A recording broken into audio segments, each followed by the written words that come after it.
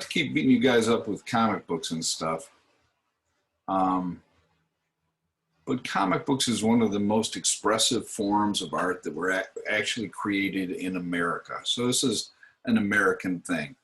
It goes all the way back to Ben Franklin doing political cartoons at the beginning of the country, and is evolved into something that's done the world over.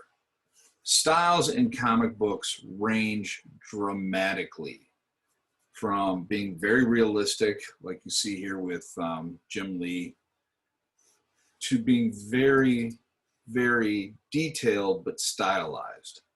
You know, I get, and you'll probably understand that this is a bird's eye view of a person's head, but it is an outer proportion bird's eye view of a person's head. Yet it still manages to tell the story with this visual image, right? Here's a guy, he's super nervous about something. Even if you don't read the narrative box over to the side, you get the emotion from the expression on his face, the distortion of the elements and principles that are within this frame, and that he is searching desperately for something, you know, or he's afraid of something. He's passing a window. It's full of junk. It's probably a thrift store. You know, he's so visibly disturbed that people are looking at him wondering what he's going to do next.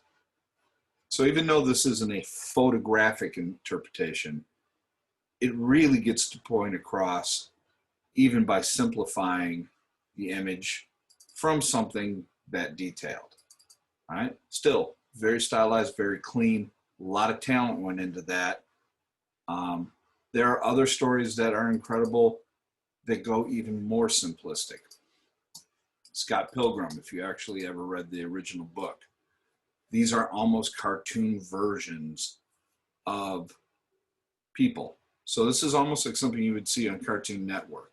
You know, a person basically broken down to very simple shapes, over-exaggerated heads, over-exaggerated eyes, under-exaggerated nose.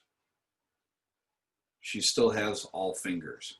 That's how you know when you're really heading toward animation over comic books, is people start to lose fingers and you'll see 3 fingers and a thumb, because it takes longer to animate that. All right, once again, like in this image here, another group shot sitting outside. This is more of a group portrait than it is showing something going on, but you get the idea. Over enlarged heads, stylistically simplistic people. You know, if you need to go for something like this in your skeleton image, that would be absolutely fine. All right, way over the top simplified to the point where the bottom character has no eyes because their eyes are replaced with hair.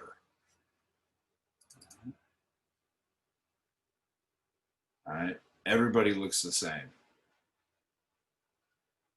Even with a hood on, you would not look exactly the same. But for the story's sake, for the image sake, for the moment that they are trying to capture and convey, it works pretty well. All right, Scribbly. I'm never going to see him again. I think I'm going to throw up. Why didn't I ask him for his name or something? I've just blown my only chance to have love in my life. Still tells a story, even though it's scribbly. Red Grooms is a very famous artist who has a very loose style like this.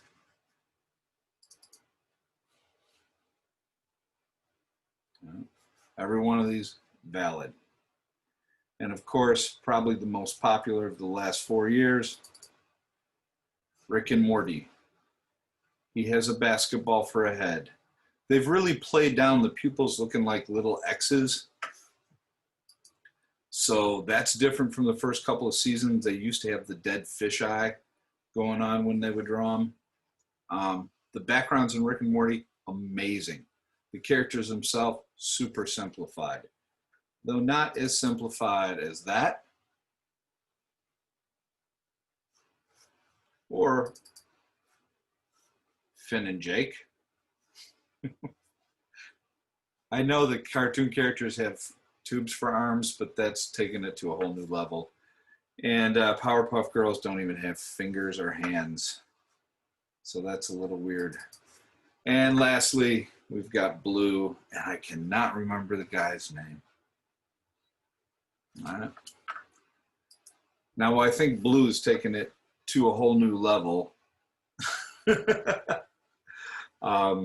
lack of detail. The rest of them are valid. So if you decide for your skeleton drawing, you want big-headed skeletons with tiny bodies, so be it. Let's get these things finished, all right? All right, that's it. Back to your regularly scheduled program.